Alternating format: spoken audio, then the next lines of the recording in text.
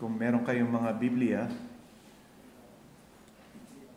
pupunta po tayo sa dalawang passages in the Gospel according to Matthew. Matthew 6 and Matthew 18. Let me read Matthew 6:14 and 15. For if you forgive men their trespasses, your heavenly Father will also forgive you. But if you do not forgive men their trespasses, neither will your Father forgive your trespasses. The second passage is found in Matthew 18, which is longer. Beginning verse 21, Matthew 18, verse 21 up to verse 35. Then Peter came to him and said, Lord, how often shall my brother sin against me, and I forgive him? Up to 7 times? Jesus said to him, I do not say to you up to 7 times, but up to 7 times 7. Therefore the kingdom of heaven is like a certain king who wanted to settle account with his servants. And when he had begun to settle accounts, one was brought to him who owed him 10,000 talents. But as he was not able to pay, his master commanded that he be sold with his wife and children and all that he had, and that payment be made. The servant therefore fell down before him, saying, Master, have patience with me, and I will pay you all. Then the master of that servant was moved with compassion, released him, and forgave him the debt. But that servant went out and found one of his fellow servants who owed him 100 denarii. And he laid hands on him and took him by the throat, saying, Pay me what you owe.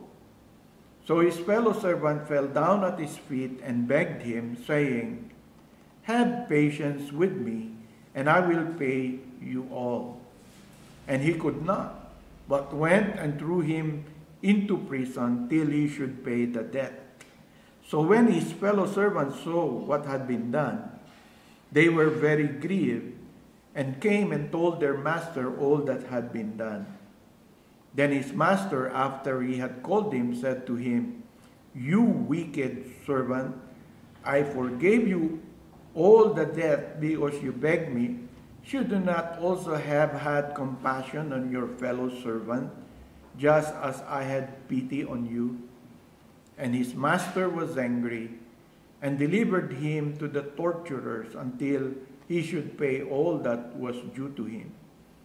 So my heavenly Father will also do to you, if each of you, from his heart, does not forgive his brother his trespasses. So tayo po yung manalangin at humingi ng tulong sa ating pag-aaral. O aming dakilang Diyos at aming Ama, kami po ay muling nagtitipon sa lugar na ito nang may pasasalamat sa inyong kabutihan kung paanong prinivide niyo ang aming mga pangangailangan sa araw na ito upang makadalo sa pagtitipon na ang layunin ay purihin at sambahin kayo nang ayon sa inyong kalooban. Kami po, Panginoon, ay nagsisimula sa paggamit ng araw na ito na nag-aaral ng iyong mga salita. At kami, Panginoon, bagamat may mga taglay na karunungan, may mga taglay na pagkakaintindi ng mga bagay-bagay, ay lumalapit at humihingi pa rin ng tulong sa inyo, sapagkat alam namin kakaiba ang iyong mga salita. Kailangan namin, Panginoon, ang iyong tulong upang maunawaan namin ang ibig sabihin nito at maisa katuparan namin ang iyong kalooban dito sa lupa. Kaya't patnubayan ninyong aming pag-aaral na hindi kami maligaw sa aming pagkaunawa at patuloy na palakasin, Panginoon, ang desire namin and longing namin para sa iyong mga salita na siyang buhay namin habang naririto kami sa mundong ito. Umaasa po kami maging sa ministeryo ng banal na Espiritu na sumasa amin sa ngalan ng iyong anak na si Jesus. Amen. Well, kasalukuyan, we're having a series of study about confessing our sins, using the book of John Stott as our guide on the 3 different kinds of confession. We already studied the first kind, which is the secret confession of sin to God.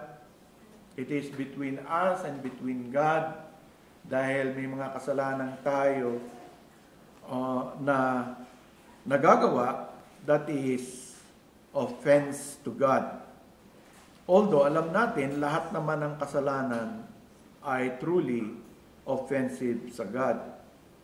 And we are currently studying the second kind of confession, which is the private confession to an offended individual. Mas masalimuot ito kasi you have to think about yung offended, you have to consider kung sino yung nakagawa ng offense. Kaya medyo mahaba yung mga napag-aralan natin dito. But we will continue our study this morning by considering a much discussed question on this issue, and that is the issue of forgiving and not forgiving. Kasi nga may sinabing ating Panginoon na ikinagulat ng marami. At sa pag-aaral na ito, meron akong 3 idinagdag sa resource material natin na ginagamit. Yung writing ni Darrell Ferguson, ni Greg Price, at maging si Mike Riccardi. Siguro mas popular sa inyo si Mike Riccardi. So, binasa ko yung mga sinasabi nila and some of those things na naunawaan ko ay ini-incorporate natin sa patuloy na pag-aaral sa malawak na subject na ito. And I want to begin this lecture by quoting Greg Price. Ganito po sinabi ni Greg Price: bearing grudges against those who have offended us, keeping a mental ledger of the sins committed against us, maintaining an unforgiving heart against those who have mistreated us, and nursing bitterness toward those who have hurt us are not expressions of the gospel of Jesus Christ. So mahalaga pong tandaan yung binanggit niya. Yung sabi niya na bearing grudges. Number 1, di ba? Against those who offended us. Pangalawa, sabi niya, keeping a mental ledger of the sins committed against us. No, parang may listahan tayo. Maintaining an unforgiving heart against those who have mistreated us. Fourthly, nursing bitterness, those who have hurt us are not expression of the gospel of Jesus Christ. At kung pupunin nyo, yung 4 na yun, very common na struggle ng marami. Nabanggit niya yung pinaka struggle na yon, na kahit tayo mga mananampalataya na nagmamahal sa Diyos ay nararanasan natin. Ituloy natin yung iba pang kanyang sinabi. Sabi niya, we evidence the mercy we have received from our Father in heaven when we show that mercy to those who have offended us. Unbelievers will be bitter and unforgiving for the way they have been mistreated. But as a Christian, I cannot personally return evil for evil. Rather, good for evil.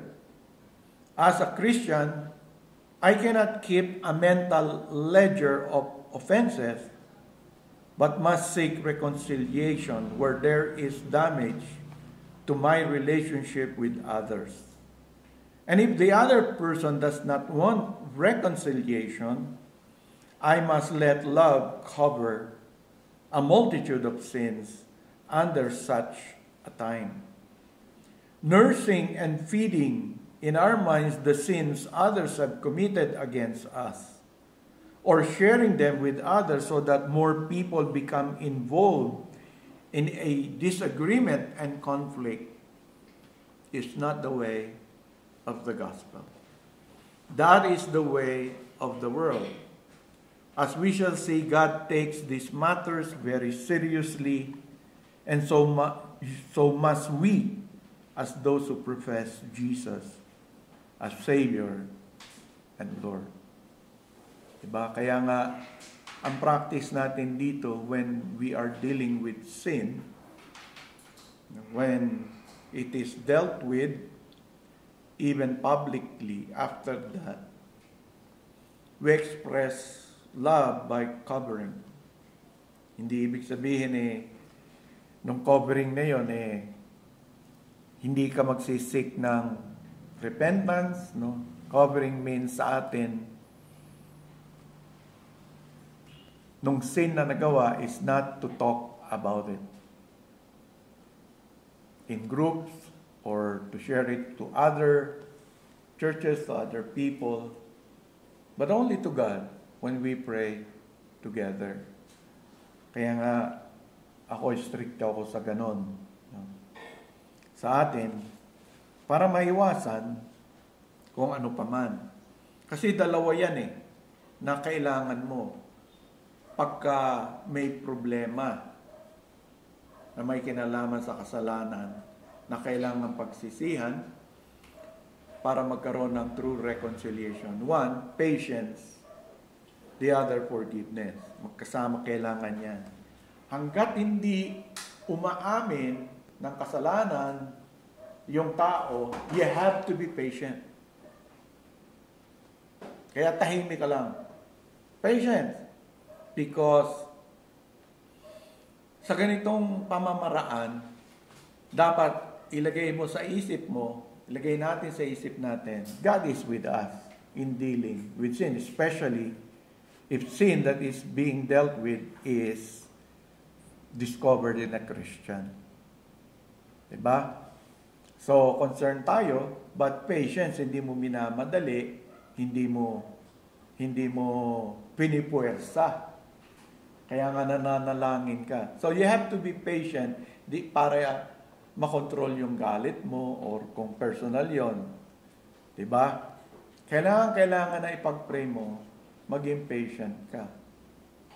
O kaya, yung mga question about, paano parang ang tingin mo, hindi naman siya sorry.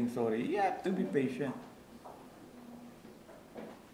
Let God's providence reveal to you kung hindi talaga. Kasi mamaya, baka iba yung standard mo ng evidence ng repentance. Kaya patience and forgiveness should go. Yeah, really, pag inutos ng Diyos, you have to forgive. You have to forgive. But you only forgive if the one offending you is seeking forgiveness. Diba, pinag-aralan na natin yun. If they are not seeking forgiveness, you are not about in the business of forgiving.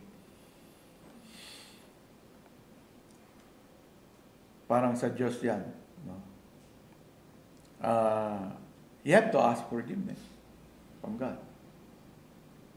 Kasi kung hindi, bakit ang daming ganong utos? Utos yung command yun. So, ganon din sa atin. So, because most of us have a kind of love and hate relationship with forgiveness as well as mercy. Diba?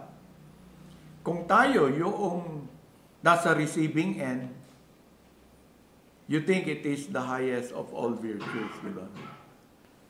Ibig ko sabihin lumalapit yung iba para hingin ka ng kapatawaran. Ang sarap ng feeling mo nun. Di ba? Ikaw yung parang to give forgiveness, parang very gracious act on your part. Kaya parang sa iba yun, parang kung ibigay mo yun, kahit hindi siya deserving o ang feeling mo parang di naman sincero to. Pag grinant mo yun ang feeling mo, you have exercised one of the highest virtues. So you feel good kahit pa paano.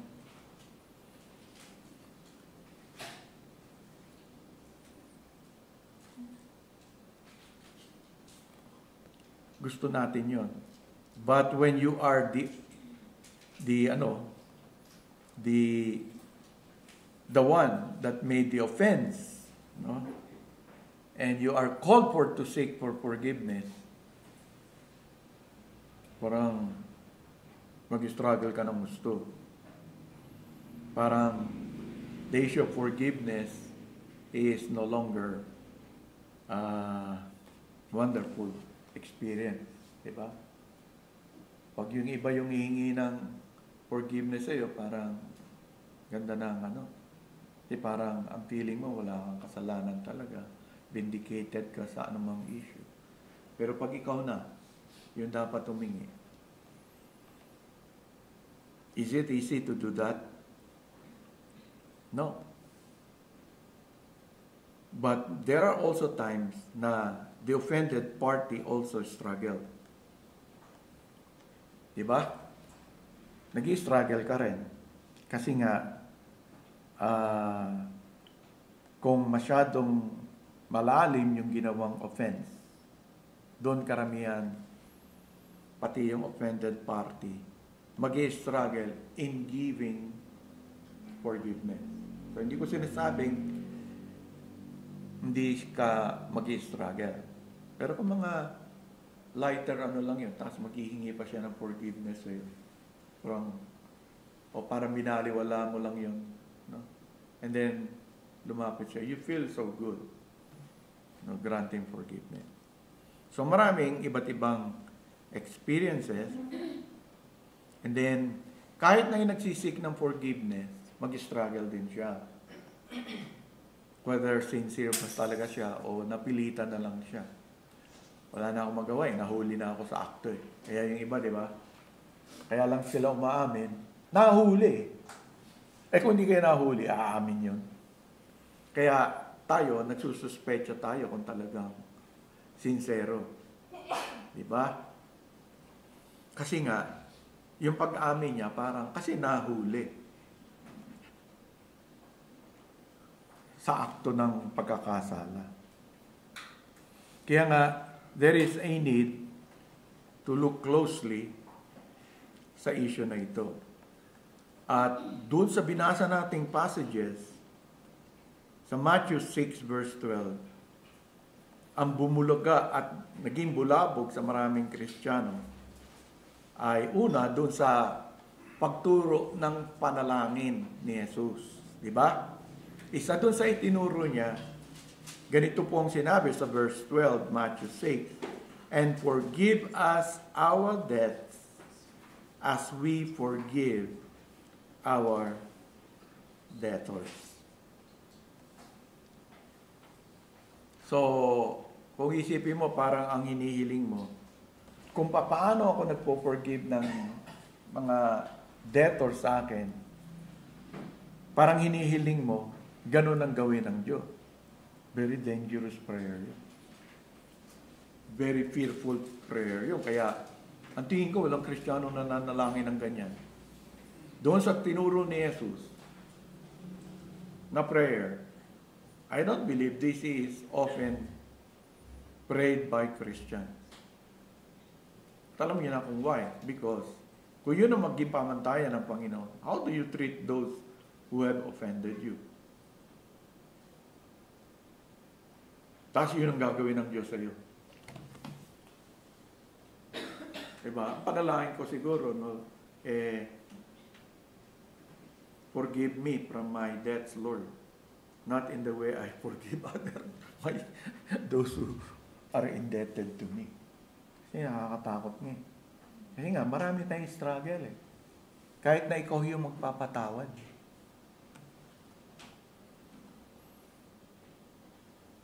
The offense here is mentioned as a debt. A recognition before God, forgive us our debt. We owe something to God. Diba? Yun ang ibig sabihin ng debt. That which is owed or obligations we have incurred. Yun po yung gamit doon. And that includes sins of omission and sins of commission. Sins are moral and spiritual debts to God that you and I must pay. Yun ang sinasabi dyan. Sabi ng Lord, ganito kayo manalangin. Lumapit kayo sa akin at humingi kayo ng kapatawaran dahil kung ikaw ay nagkasala, yung debts na yon sa parallel writing ni Luke, sins ang nilagay niya. So obviously, hindi yan monetary or financial obligation. So, yun yung sinasabi dyan. Sinasabi ng Diyos, may utang ka sa akin kasi nagkasala ka. At kailangan bayaran mo yun. So, hinihiling mo, patawarin mo ko sa aking pagkakautang sa iyo. Katulad ng pagpapatawad ko sa mga may utang sa akin. So, it is a recognition that we have a moral and spiritual debt to God that we must pay. Matthew used this debt because it corresponds to the most Aramaic term for sin that was used by Jew. Kasi ang audience niya, Jew. Si Lucas, iba yung audience niya. Kaya ginamit niya yung salitang hamartia, dito, hoba. Magkaiba sila in a sense because for Matthew, it corresponds to the most common Aramaic term for sin used by Jews of that day. But same, it represents moral or spiritual debt to God. So doon, hindi tayo magkakamali na yung debt dito na pagkakautang natin sa Diyos ay kasalanan. At dahil may nagawa tayong kasalanan, anong ibig sabihin? May pagkakautang tayong dapat na bayaran. And observe the verse closely also. This prayer asking God for forgiveness is qualified by the following words. As we forgive our debtors. So yung pinapatawad po, hindi yung debts. Kung hindi, primarily, yung debtors. Hindi yung pinatawad ko na yung ginawa niya sa akin. Pinapatawad ko na siya. Yun ang primary trust. Patawarin mo siya. Secondary lang kung ano yung ginawa niya. Basta it is sin. Pero siya, yung dapat mong, yun ang ipag-pray mo. as we forgive our debtors. So, yung pinapatawad, yung debtor. Kaya nga, hindi mo dapat baliwalain kung sino yung maliit lang tingin mo, hindi, okay lang sa akin yan. Hindi okay yun. Once na classify mo na yung offense is sin, hindi okay lang yan. Hindi okay lang sa Diyos yan. Lalo na tayo, laki tayo sa Romanong kultura, merong venial sin, may mortal sin.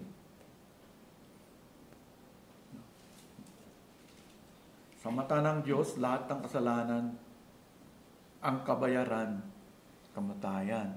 Kaya nga serious siya. Anong bayad? Pag nagkasala ka, nangupit ka ng piso, nangupit ka ng 1,000,000, anong kabayaran? Piso lang naman yung kinupit O nanakit siya, binutal niya isa, pinitik lang nung isa yung tenga. Diba, tingin natin, wala lang yan, pinitik lang yung tenga. Kala mo kung ano na. You see, dahil nga ganun yung society natin, yung konsepto natin sa kasalanan o sa harm na ginagawa ng ibang tao, it is not purely the action itself. It is the heart. You see, tinitignan lang kasi natin yung action. But God does not merely look at the action. He looks at the very heart. Kaya nga, kahit nasa pagsamba, di ba? Di ba, sa pag-awit, for example, yung words ko nandun sa kanilang mga labi. Naririnig ng Diyos yun. Aawit ka, God is glorious. God is ganito, wonderful, marvelous. No? Nakangiti ka pa. Ang ganda ng awit. But God looks at the heart. Tayo, kontento tayo na nagpunta tayo ngayon dito. So, parang obedient tayo. Nagawa natin yung duty natin sa Lord's Day. Hindi natin iniisip, what is the Lord's Day? At bakit tayo nagpunta rito? Ang Diyos, yun ang gusto niya makita. Kasi nung inimbita tayo ng Diyos, meron siyang pinaliwanag kung ano yung Lord's Day. At bakit niya isinantabi yung Lord's Day. Kaya hindi ka pupunta na, hindi mo sasabihin one day. Hindi. 99% naman, uma-attend ako niyan. 1% lang, hindi ako attend. See? Unti-unti, bababa yung tingin mo sa Lord. Hindi mo iniisip na yung Diyos, meron lang siyang kinonsider na providential hindrance. Whereby, ina-expect niya, talaga, wala ka doon. Kasi yung providential hindrance, kaya nga providential galing sa Diyos. Pero kung ikaw lang yung gumawa nun, kaya nga, yung mga Kristiyano ganon, lalo na yung mga reform na sabi ng ibang, yabang-yabang natin sa Lord's Day observant, parang ang higpit natin. But it is not the act itself. Diba? Kaya nga, doon nagsentro yung mga Hudyo, sa act itself, kaya nga ang dami nilang na-define. No? Alam niyo ba kayo mga babae, hindi niyo pwedeng dalhin yung bag niyo on the Lord's Day. Sa definition ng wala kayong pwede, alam niyo na kung ano lang pwede niyong dalhin, panyo. Tinitimbang ng mga Pharisee yun. Pag sumobra ka sa ganito, nagle-labor ka. No? They were looking at, kaya dumami ng dumami.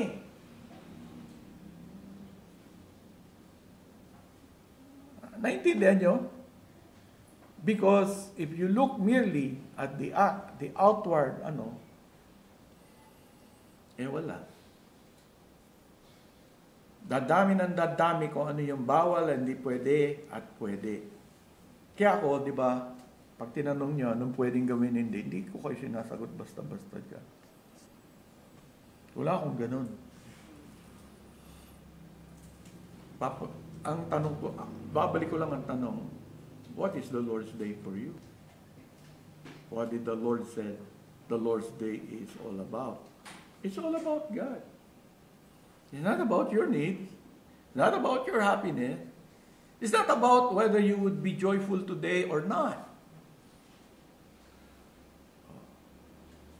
Eh dahil nga, wala sa isip ng iba yon, diba? Boring daw yung Lord's Day.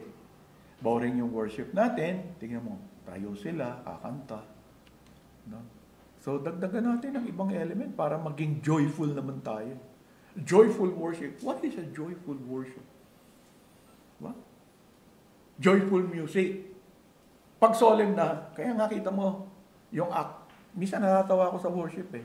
Saya-saya lang, biglang papalitan ng worship leader na solemn daw. No? Magkaiba yung joyful, yung solemn. May iyakan naman, drama na, parang may conductor ba? Oh! Ano naman tayo malungkot? Tapos after that, masaya naman! Oh. And then they would say, they're worshiping in spirit. You see? If you fail to understand properly, para kang Pariseo, kalalabasan. Kaya nga, sin yun nagawa mo. Pero ngayon, hindi nakikita ng mga Christian na yung ginagawa nila sa harapan ng Diyos ay kasalanan. Takot din tayong sabihin kasalanan yun. Diba? Pero tayo, pag tinignan lang natin yung outward acts, tingin natin tayo mga reform eh. Okay na okay. Yung may sabi sa'yo. Kapareho lang tayo nila na tayo tahimik na tahimik, tayo may regulative principle, pero yung puso natin, nasa bibig natin lahat ng regulative principle. Pero yung puso natin malayo sa Diyos. Worship is God opening a possibility with assurance from Him of an encounter with Him. Diba? Iniimbita ka niya. When you come together, yung tinatawag natin special present.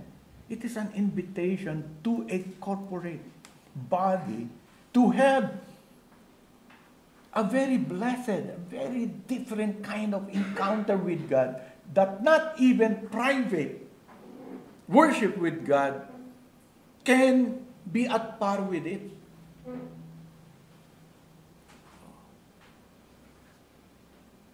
Naintindihan nyo? Saan ba tayo iniimbita ng Diyos? Saan kayo iniimbita ng Diyos? We're not invited to just come to this place, fulfill a duty na present ako every Sabbath day, o kung anong tawag niyo, Lord's Day, or Christian Sabbath, whatever term you use. So, yan yung struggle. No?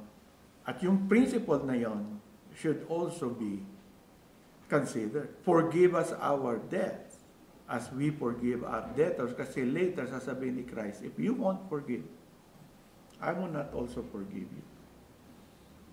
Kung di tayo maniwala doon. Diba? Maniwala kayo? Kung di nyo patawarin. Bakit marami Kristiyano hindi marunong, ayaw patawarin yung iba? Harsh yung iba. Bakit may mga pastor na harsh? Pastors are shepherd. Ako, pastor ako shepherd. Sabihin nyo, I'm not happy when other pastors ask me, ilan ba na-disiplina sa church nyo? I'm not in the business of disciplining members of the church. I'm a shepherd. My business is to feed you. When you are weak, I should help you. When you are faint-hearted, I should encourage you. But when you become very unruly, I rebuke you.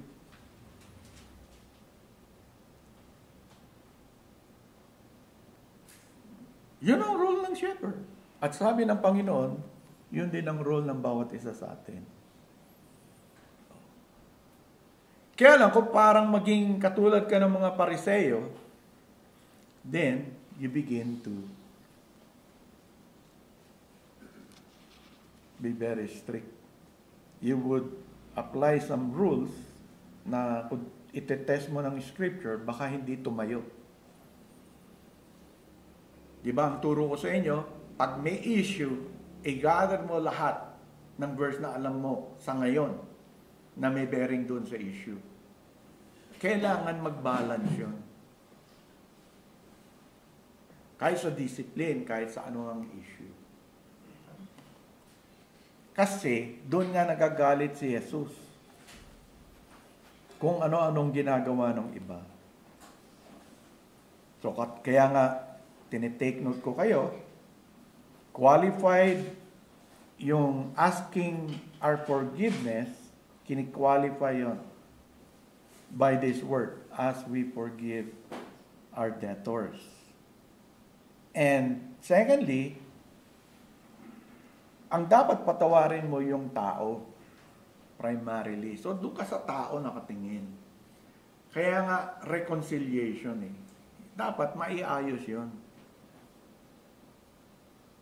Diba? May restitution, pinag-aralan natin. Kunyari, may utang ka. Kung hindi naman niya kaya, pwede mong either hulugan, kung ano man yung terms niyo. Kasi hindi yan ang primary. Ang primary mo, o kaya, totally, hindi mo naman kailangan na yung pera. Baka nung time na ginawa niya yon, nangako siyang bayaran ka, kailangan mo kasi, kaya galit na galit ka. Ngayong humihingi na siya ng patawad, maaaring hindi mo na kailangan. Hindi naman nagbago yung sitwasyon niya. So it would be easier for you na, pag mo lang isipin yung kapatid. Okay na ako ngayon dahil nakita ko na recognize mo na hindi tama yung ginawa mo. Diba? So, parang sa asawa ko, nire-remind ko siya ng verse. Pag may umutang sa kanya doon sa amin, pinautang niya. Tandaan mo, ang sabi ng Lord, the wicked borrow money and they never pay.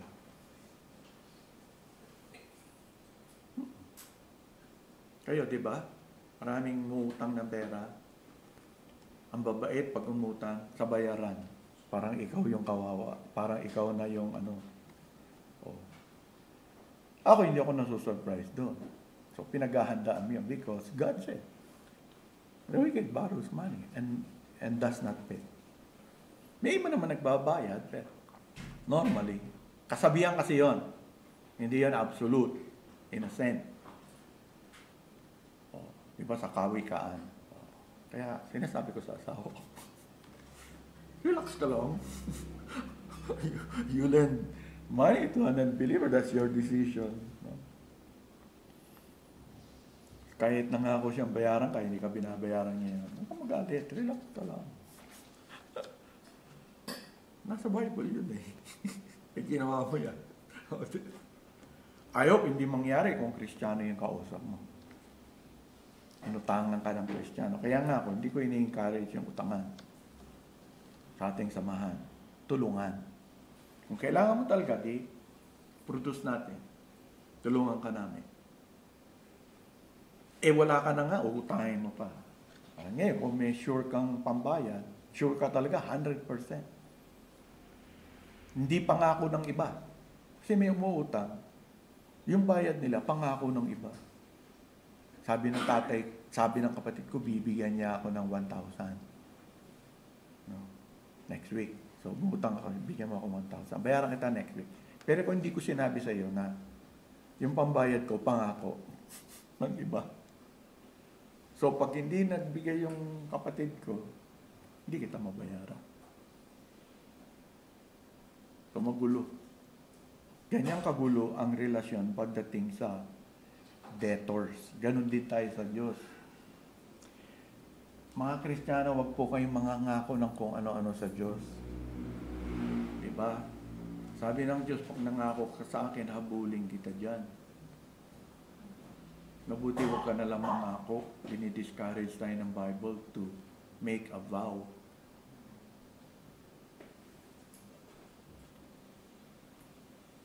Patawarin mo ako, Panginoon, hindi na ako uulit, ha? Huwag niyo sasabihin kailanman niya. Dahil alam niyo naman, inuulit niyo. Pwedeng maulit.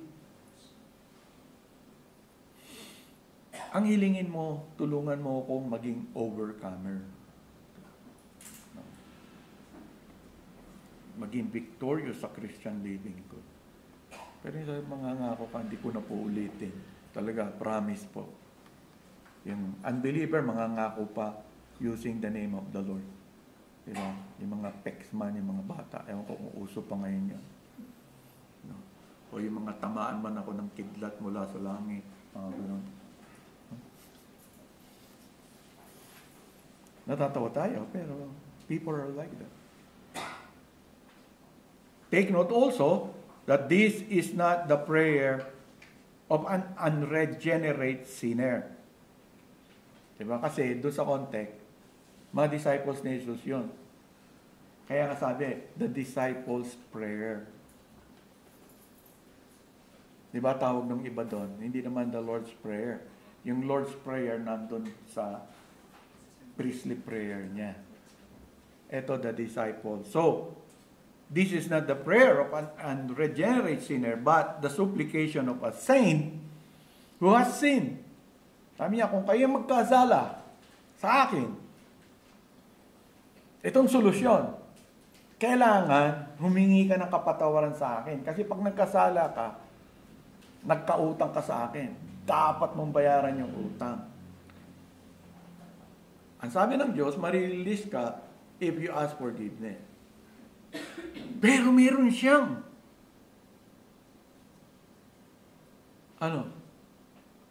qualification na nilagay as we forgive our debtors. Ang Diyos naglagay nun. Okay? Hindi nga siya sa unregenerate at ibig sabihin nito, the supplication of a saint who has sinned. So, ang ibig sabihin, the forgiveness that we are asking for is not related to salvation. Diba? Kasi, disciple ka na nga eh. Disciple's prayer. You don't pray for his salvation. So, hindi yan ang uso. Bakit? Kasi malinaw naman sa atin, kaya nga tayo disciples, that all of our sins were paid in full by our Lord Jesus Christ at the cross of Calvary. Tama? So, wala na yon. Disciples' prayer, this is not asking for, the issue is never salvation. The prayer is that of a child of God who has grieved His Heavenly Father by some, whether wrong attitude, thought, word, deed. So ano yung kailangan niya? He needs what? Parental forgiveness. You come. Diba sabi ni Jesus, this is how you should pray. Our Father in heaven, forgive us our debts as we forgive our debtors. So, the forgiveness that you're seeking is a parental. Parent mo na siya. Yung pagka nagkasala ka sa parent mo, hindi naman nawawala yung pagiging anak mo. So, doon sa text, mahalaga ito kasi later, sasabihin ng Lord, hindi kita patawarin. But this issue is not talking about salvation at all. It is what? Parental forgiveness. In other words, the forgiveness that we are to ask for as saints who still commit sins is parental or family forgiveness. Family forgiveness speaks of fellowship. We cannot walk in fellowship with our Father if we refuse to forgive others. Pag pumunta ka sa 1 John, di ba? Wala din yung fellowship na yon. Parang na-apektuhan yung fellowship na yon if you are not going to confess your sin. But if you confess it, sabi ni John, naalala nyo yung 1 John, chapter 1. Diba binanggit din dun yung fellowship? Because nga, you're talking about a Christian, a born again, a child of God. So it is parental. So take note of that. So nag-grieve niya yung father. So therefore, what does the passage does not mean? It does not mean that the forgiveness we receive from God is limited to the way we forgive those who offended us. Kasi parang labas dyan, yung patawad na tatanggapin mo mula sa Diyos, katulad lang kung paano ka magpatawad sa iba. May ibang preacher po, yun ang turo. But if I would place this in context, I already have been forgiven greatly. No? It doesn't mean that God will forgive us exactly in the same way we forgive others. No. I have already experienced God's forgiveness. And it is in no way even near to the way I forgive others. Why? It cannot be because the way I forgive others, even at its best, in obedience to God, by faith in God, will always remain an imperfect forgiveness. Diba, minsan pinapatawad mo, pero you don't feel good about it. Parang minsan inisip ko, hindi lang ako Kristiyano, buti kung patawarin kita, baka gulpihin na lang kita, makokontento na ako doon. Marami tayong imperfect nga eh. But we do it in obedience, pero parang inisip mo, love of the brethren, parang wala eh. O kahit mag-record, hindi ko nakakausapin to kahit kailan. O, di ba? O. Baka yun, dela, kaya yung iba sa inyo, hindi ako kinakausap. Huwag naman kayong ganyan. Dali naman akong kausap. Basta may kape. O, di ba? Yung binabanggit ko, may tendency, because even if we give in our best, it is no way near the way. Tingnan nyo rin. Isipin nyo. Nung naging Kristiyano ba kayo, did you really realize in its foolishness, in its gravity, how sinful you are? That when you come to God and bow, even confess your sin, was it coming from the heart that has been really overwhelmed? The gravity of sin, the gravity of offense that we have done against God? Di naman na. And yet God forgave us. And yet God gave us perfect forgiveness. It saved us. It delivered us. It made us His children.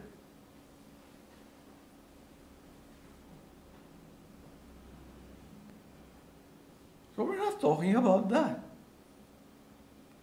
It cannot be. Sabi nga ni Darrell Ferguson, sabi niya, pag-isipan niyo to. Sabi niya dun sa congregation niya. Forgive me like I forgive others. Have you ever prayed that? Is there anyone here who routinely prays, Lord, please forgive me the way I forgive others? That is a scary prayer.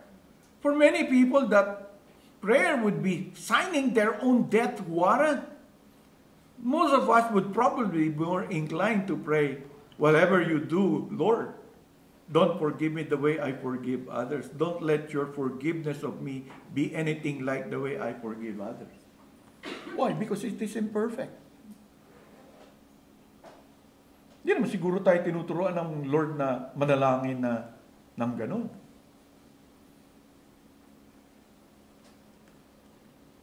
What does the passage mean? Sabi ni Leon Morris, gusto ko kay Leon Morris, paborito ko siya na commentary because he's very concise. Konti lang, maliliit lang ano niya, pero known siya for that. Sabi niya, the prayer recognizes, what does the passage mean? The prayer recognizes that we have no right to seek forgiveness for our own sins if we are withholding forgiveness from others. What right do you have to ask forgiveness from God when you are in a state of withholding forgiveness from others. This enforces, sabi ni Spurgeon, this enforces Christian action by limiting the power of prayer according to our obedience to the command to forgive. If we would be forgiven, sabi ni Spurgeon, we must forgive. If we will not forgive, we cannot be forgiven. Bakit? May atraso ka sa Diyos. Diba? Ayusin mo muna. Kasi sabi ng Diyos, somebody asks you for forgiveness, you give forgiveness. Ay, winewithhold mo. Kasi hingi ka ng forgiveness sa Panginoon, dapat ang una mong ihingi ng forgiveness for withholding. Nakukuha nyo? God, we cannot forgive you. Why? Kasi may iba kang sin. Kunyari, ibang sin yung hihingi mo ng kapatawaran. Eh, alam naman ng Diyos ang lahat. O, yun sabi niya.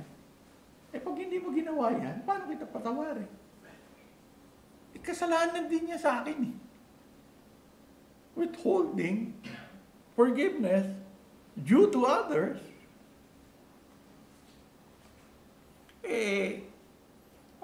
So obviously, our Lord is emphasizing the importance and necessity of forgiving one another when we pray to our Father. So when we pray to our Father, parang katulad yan nung naalala niyo yung parang mag-worship ka, tapos may naalala ka na hindi maayos. Sabi ng Lord, at unahin mo yon. Pero mali sabihin na hindi ka dapat mag-worship kasi ganun yung application ng iba. Hindi nila naiintindihan yung passage. Sabi, why dapat di ka nag-worship ngayon, hindi ka pa settle dun sa... Alam ko, meron kayong hidwaan ni ano. Hindi ganun, ibig sabihin ng passage na yun.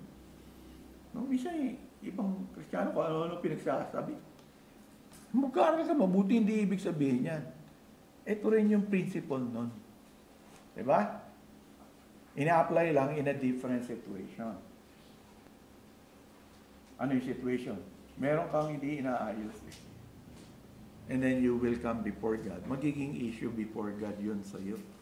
Dapat ayusin mo yun. Hindi naman ibig sabihin, huwag ka muna mag-worship ngayon. No? Hindi ako makaka-worship ngayon eh. Kasi hindi ko pa naayos yung problema ko. Kaya ano, dapat ayusin ko muna yun. So legalistic ang labas mo niyan. Hindi po. No?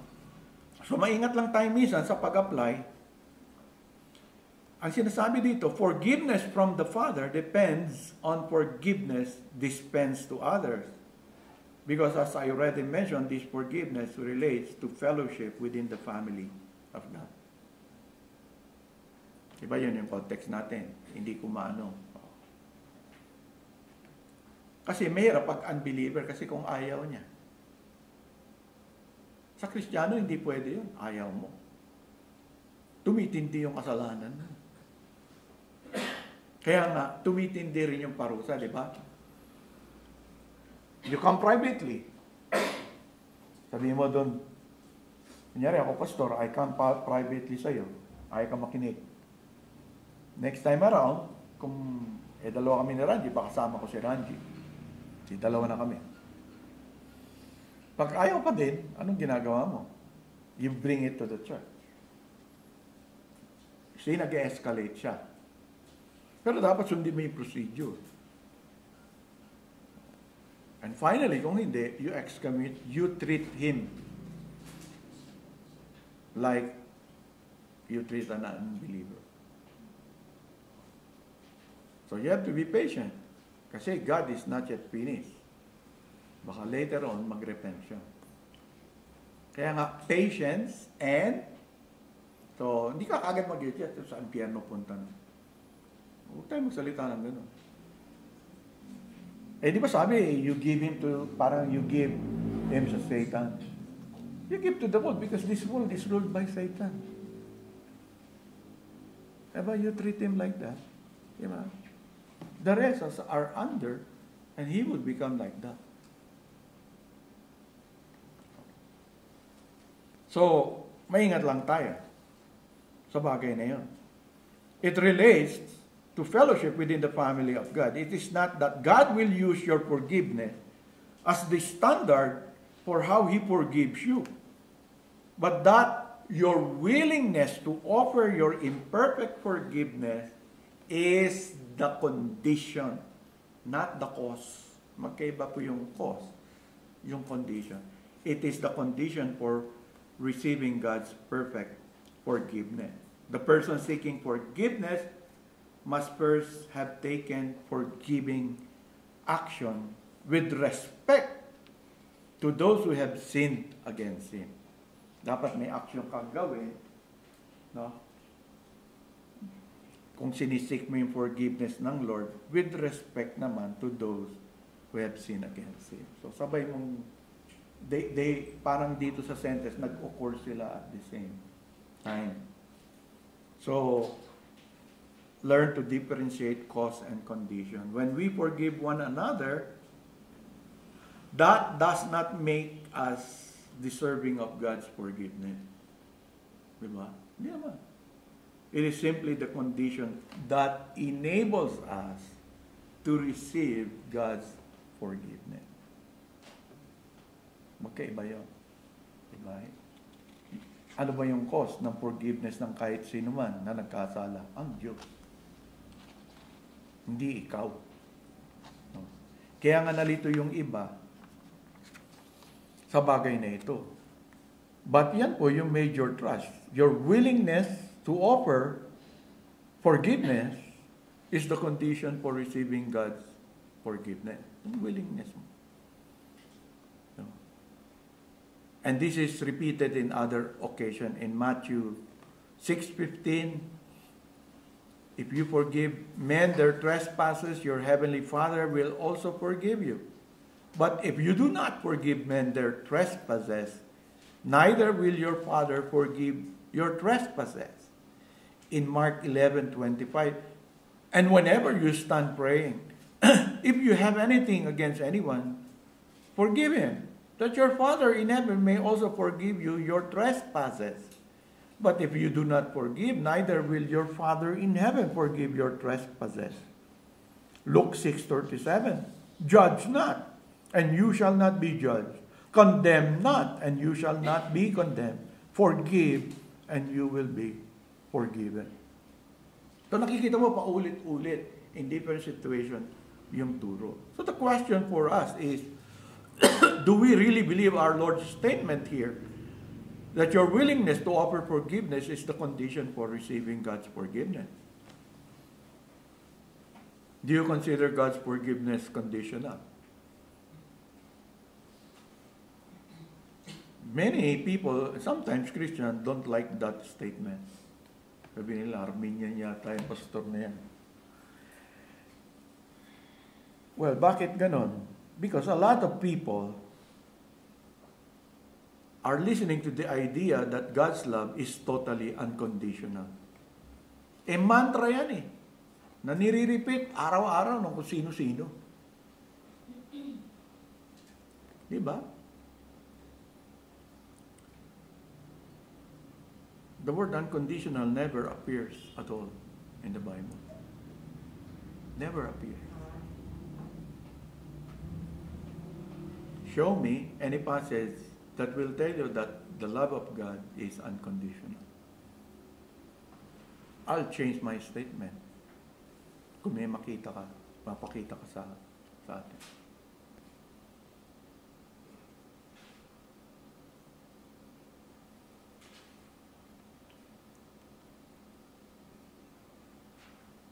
Because what appears in the Bible is a whole lot of condition. All you have to do is read the if. If is a conditional word. Another reason people react against this teaching is because it sounds to some like salvation by works. Diba? Parang ganon. Kung magpatawad ka, patawarin ka rin ng Diyos. But again, we're not talking about salvation here. We're not. It sounds like you have to earn your forgiveness by forgiving others. Is that what Jesus meant? Well, it cannot mean that way. Because our forgiving disposition never earns God's pardon. Di ba? Yung pagpapatawad mo ba sa ibang tao will earn you salvation? Hindi rin. It can never be a salvation by work system because the forgiveness is not earned or deserved in any way. Kahit patawarin ko yung nagkasala sa akin, no, I still do not deserve God's forgiveness. Diba? Our debt is so great that we cannot possibly pay it off to God. You do not understand your sinfulness. You cannot pay it off. Because if you do that, you only enlarge your debt.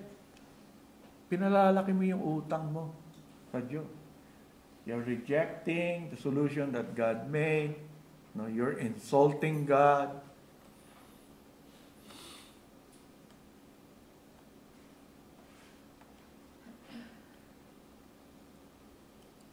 Kaya nga, in the end, kasi nga, for God has so loved the world.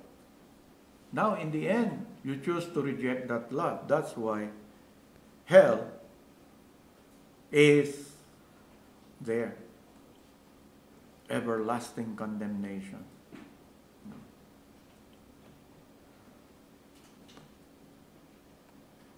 Kaya may ingat tayo sa mga bagay. We will not come to Christ until He comes to us and give us new eyes to behold the beauty of the light of the gospel. Ilang beses ituturo yan. Yung series po ng ating pastor. Diba? Sa Ephesians. Has shown to us such things. So, remember this, brethren. Forgive those who are asking for forgiveness. So, lesson 2 yan. Yung lesson 1 natin, your willingness to offer forgiveness is the condition for receiving God's forgiveness. Yun sinasabi ng Lord. But secondly, forgive those who are asking for forgiveness. If they claim to be repentant, you always assume they are repentant. Kailan ka lang magsususpecha? Magsuspecha ka kung ang ina-assess mo yung sarili mong repentance. You should be very suspicious about your sincerity and motive. But when you assess someone else repentant, you just simply take them at their word. Brother, sorry sa ginawa ko. Alam ko, na-hurt kita. If he says that to me, I will forgive you. No question. That is what the Bible is saying. But what if they are not really taking it seriously? What if they do not appreciate how much they hurt me? What if they are not properly remorseful? Ganyan naman tayo eh. Ganyan ba tayo nung lumapit sa Panginoon? Ganyan ba tayo palagi pag humihingi tayo ng forgiveness sa Panginoon? Hindi tayo parating ganon. Pero pinapatawad pa tayo ng Panginoon? Oo naman. Diba? Pinapatawad tayo ng Panginoon. Hindi naman natin talaga but thanks be to God. Sa kanyang infinite grace, infinite mercy, sabi ng isang writer, sabi niya, nung writer, He accepts our lame, inadequate, partial, half-hearted, weak repentance, and forgive us anyway. Sino dito ang perfectly nagre-repent? Meron sa inyo? Sometimes half-hearted. Diba? God accepted that from us, and He calls us to accept one another's big repentance. If a person admits what he did was sin and claims to be repentant, that should be enough. You give forgiveness. That's a command. But doesn't the Scripture speak of proving repentance with your actions? Di ba? Diba, iko-quote yung Acts 26:20. But declared first to those in Damascus and in Jerusalem and throughout all the region of Judea, and then to the Gentiles, that they should repent, turn to God, and do works befitting repentance. O di ba turo ng Diyos yan? Tama naman. Where there is true repentance, it will have an impact on deeds. So what do? Do you wait until there is proof from their deeds before you accept their claim of repentance? Makakaproblema ka. Kasi maalala niyo si Peter, kung inulit ng inulit. Ihintay mo yung proof. Kailan? Makikita yung proof. Kaya ang tanong ni Pedro, alam ni Pedro, mas realistic nga si Pedro. 7 times Lord. Ang tingin ni Pedro, ano na siya? Kasi sa mga Jew, 3 lang eh. Ang turo ng mga religious leaders, 3 beses mo ulitin, katapos niyan. Hindi na applicable yung pagpapatawad.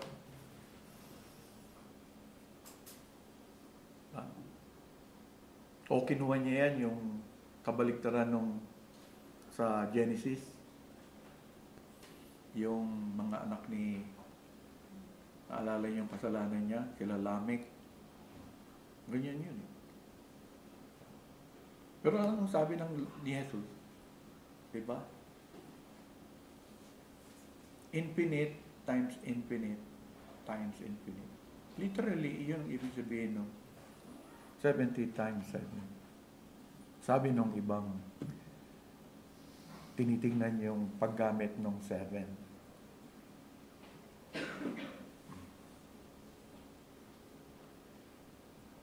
So what do? Do you will wait? What will you wait? What proof will you wait? Paano kung inulit niya, di ibig sabihin. Kaya nga ganun tayo, inulit mo na naman. Pinatawad na kita noon, gagalit tayo. Kung niya kaya gamitin ng Diyos sa'yo, itapos ka. Diba? Ilang beses kayo, nagkasala sa Diyos, same sin. Hindi na nga ganun ang ina-apply ng Lord eh. Kaya nga sabi ko sa inyo, yung binasa natin sa 6:12, di naman ganun yung dapat yung isipin. Dapat ilagay nyo sa context kung anong pinag-uusapan. So in the context of our fellowship, belonging to the family of God, sabi ni Jesus kay Pedro, infinite. If he repeats it, you just, and acknowledges, you say, I forgive you. I forgive you. Diba? Luke 17:4, if he sins against you 7 times in a day yun ha, and 7 times in a day returns to you, saying, I repent, you shall forgive them. In a day yun ha. Hindi ko sinasabing, huwag yung isipin na yung 7 times na yun eh. Even in a day. Every time may nagawa siya, I forgive. Inulit na naman. In that same day, I forgive, sabi ng Lord. Basta sinabi niya, in-acknowledge niya mali yung kanyang ginawa. But what if there is some action he can take now to avoid the sin in the future and he refuses to do it? Ibang issue yun. If that is the case, then he is not really even repentant. Diba? So, ibang case naman yun. Refusal to avoid temptation is unrepentant. Kunyari, na inamin niya na he is wasting time. No? Hindi siya nakakapag-meditate kasi paggising niya, naka-Facebook agad, kung ano-ano. Diba? Wala siyang time sa Lord. Kino-correct mo siya doon. Pero ayaw niya gumawa ng solid action. Inamit niya na hindi siya gumagawa, hindi siya humingi siya ng patawad sa Panginoon. Pero kinabukasan, yun na naman. Baka hindi talaga nagsisi. Ibang usapan yun. Kasi may magagawa kang action eh. Di sara mo, hindi mo mati sarili mo, di umalis ka sa Facebook. Diba? O kaya, naglalakad ka, mahilig, natutok. Dati, paano ka lang. Ngayon, mukhang lasenggo ka na. Nakita sa blood mo, taas na nung, sabi sa Bible, hindi yan wise move. Yung strong drink really destroy someone. So, anong gagawin mo? Tapos, mahilig kang patingin-tingin doon sa eskaparate ng mga, pagpunta mo sa SM, tatayo-tayo ka doon sa, di ba pagpasok dito sa Dasma, pagpasok mo sa SM, sa grocery, pagtingin mo sa kanan, ang una masalubong mo, tindahan ng alak eh. Kung wala kang kwarta, tindahan ng parang Japan, ano bang pangalan nun? Mimiso. Sa kaliwa ako, bibili akong baterya. Yung asawa ko may pera, kaya doon siya sa counter bumibili ng baterya. Mga ever ready yun. Ako, Mimiso. Diba? Mura doon eh. So, parang ganun. May magagawa ka naman. Pero ayaw mong gawin. Ibang usapan yun. Baka hindi naman talaga siya nagsisik ng forgiveness and deliverance. Pero kung wala naman siyang obvious step he could take to guard himself from being tempted, then you just simply accept his word. Wala ka namang alam. No? Kunyari, may utang ako sa'yo, kailangan restitution. Wala pa rin akong trabaho nung humingi ako ng kapatawaran sa inyo. Huwag niyo naman akong pigain. O kaya, gayahin niyo ako. May dating member namin. Parati napuputulan ng ilaw. Tulong ng tulong ang church. Nung minsan kinausap ko siya, nakita ko, may TV siya doon. Sabi ko, humingi na naman ng tulong. Sabi ko, benta mo kaya yung TV. Benta mo kaya yung mga yan. Galit sa akin eh. Hindi ko rin siya tinulungan. Diba? Parati latas. Pag tinulungan mo, babayaran niya, manunood ng TV, di nataas yung kuryente niya. Sabi ko, benta mo kaya yan. Tapos yan ang pambayad mo. Ang labas ko, unmerciful pastor. Bahala kayo. Di ba? So, ganun minsan eh. Ayaw natin. Hindi talaga maging responsable. Pag sinabi mo, ito yung gawin mo pag maging responsable, parang ikaw pa yung masama. Hindi na nagpakita yung member niya. Hindi ko alam kung anong pinagkalat niya, anong uring pastor ako. Pero be warned, brethren, I close with this. Very often, the person who was offended is so angry that there is really nothing the other person can do that will be accepted as true repentance. Kung galit na galit po kayo. You do not want to forgive, and so you have some standard of repentance in your mind that is really impossible. What would you accept as true repentance? So, mag-isip muna tayo. Baka yung standard natin hindi rin natin na alam. Pag tinanong ka, ano ba yung mo, gusto mo makita doon sa tao.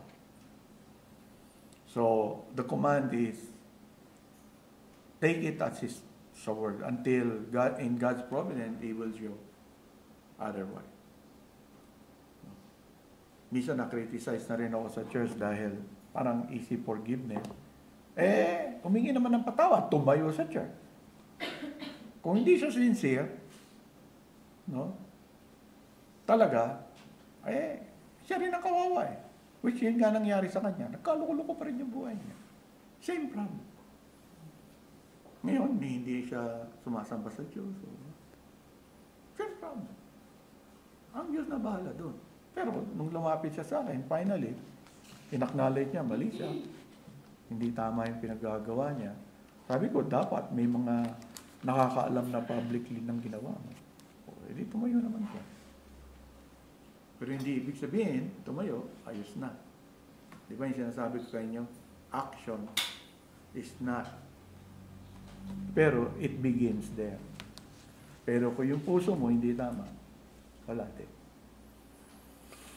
And so may God help us in this difficult issue of asking forgiveness and giving forgiveness. Masalimuot po, pero sa biyaya ng Diyos, magtiwala tayo sa simpleng iniuutos niya sa atin. And God will enable us to be victorious whatever gumugulo sa mind natin until such na we finally would learn to give forgiveness rather than rely simply on our emotions. Marami pong salamat sa patuloy na pagtuturo niyo sa amin, Panginoon. Kinikilala po namin na we are very subjective people, Panginoon. We are so much more tempted to be moved by our emotions, how we feel towards what others have done or what we have done to others, more than being able to respond to the truth that you have taught us. Oh Lord, that's how we are in our Christian living.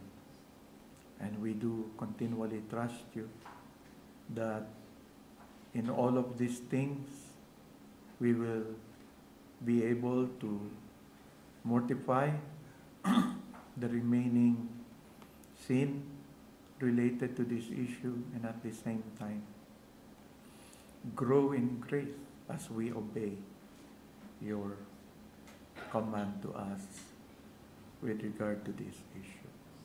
Thank you, Father, for what you have given to us. In Jesus Christ's name.